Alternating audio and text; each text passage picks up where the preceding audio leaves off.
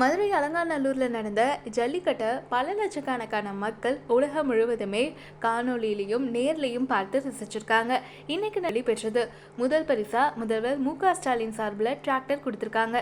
எரக்க நாயக்கனூர் பார்த்தசாரதி காளைக்கு 2வது பரிசா பைக்கும், புதுக்கோட்டை தாயினப்பட்டி கண்ணன் காளைக்கு 3வது பரிசா எலக்ட்ரிக் பைக், இலங்கை முன்னாள் அமைச்சர் செந்தில் தொண்டைமான் காளைக்கு 4வது பரிசா லோடு பைக்கும் கொடுத்திருக்காங்க.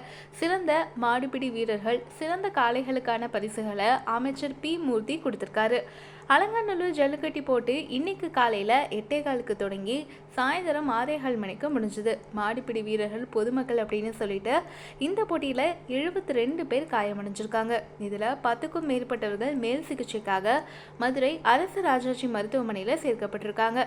அலங்காநல்லூர் ஜல்லிக்கட்டில் முதல் பரிசு பெற்ற அபிசித்தர் கடந்த ஆண்டு அலங்காநல்லூரில் நடைபெற்ற ஜல்லிக்கட்டில் 2வது பரிசும், அதுக்கப்புறமா அலங்காநல்லூர் ஏறு தழுவுதல் அரங்கில் நடைபெற்ற ஜல்லிக்கட்டில் முதல் பரிசும் பெற்றிருக்காரு.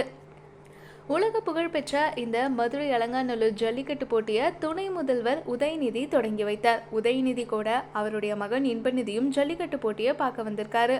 அவர்களை அமைச்சர்கள் மூர்த்தி, பிடிஆர் பழனிவேல் தியாகராஜன், மதுரை மாவட்ட ஆட்சியர் சங்கீதா இவங்கெல்லாம் வரவேற்றிருக்காங்க. துணை முதல்வர் உதயநிதி கூட வந்திருந்த அவருடைய மகன் இன்பநிதி போட்டியை கண்டு ரசித்தார். திமுக நிர்வாகிகள் மட்டுமில்லாம அரசு அதிகாரிகளும் இன்பநிதி கிட்ட பவ்யம் காட்டியது, சிறந்த காளை மாடுபிடி வீரர்களுக்கு அவரை வச்சு பரிசு கொடுக்க வச்சது ஜல்லிக்கட்டு களத்தை தாண்டி அரசியல் வட்டாரத்திலையும் கவனம் பெற்றது. அமைச்சர் பி. மூர்த்தி உதயநிதிக்கு விழாக்குழு சார்பில் பொன்னாடை பொருத்திய போது இன்பநிதிக்கும் பொன்னாடை பொருத்தி மரியாதை செலுத்தியிருக்காங்க. அலங்காநல்லூர் ஜல்லிக்கட்டு போட்டி ட்ரோன் கேமராவில் படம் பிடிக்கப்பட்டது. இந்த ட்ரோனை உதயநிதி அமர்ந்திருந்த மேடையில் இருந்தவர்கள் ரிமோட் மூலமாக இயக்கிட்டு இருந்தாங்க. அந்த ரிமோட்டை உதயநிதி வாங்கி கொஞ்ச நேரம் மேடையில் இருந்தபடி ட்ரோன் கேமராவை இயக்கினாரு.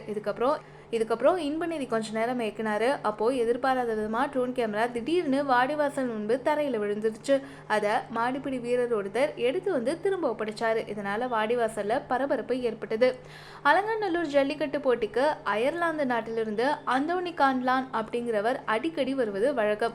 இந்த ஆண்டு இந்த ஜல்லிக்கட்டு போட்டியில் மாடுபிடி வீரராக களமிறங்க ஆன்லைன் மூலமாக தன்னுடைய பேரை பதிவு செஞ்சிருந்தாரு.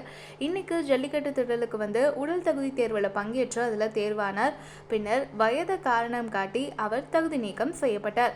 மாடுபிடி வீரர்களுக்கு 40 வயசு தான் இருக்கணும். ஆனா அந்தோனிக்கு 53 வயசு அப்படிங்கிறதால போட்டியிலிருந்து நீக்கப்பட்டார். தகுதி நீக்கம் செய்யப்பட்டதும் அவர் கண்ணீர் விட்டு அழுத காட்சிகளும் இணையத்துல கவனம் ஈர்த்தது.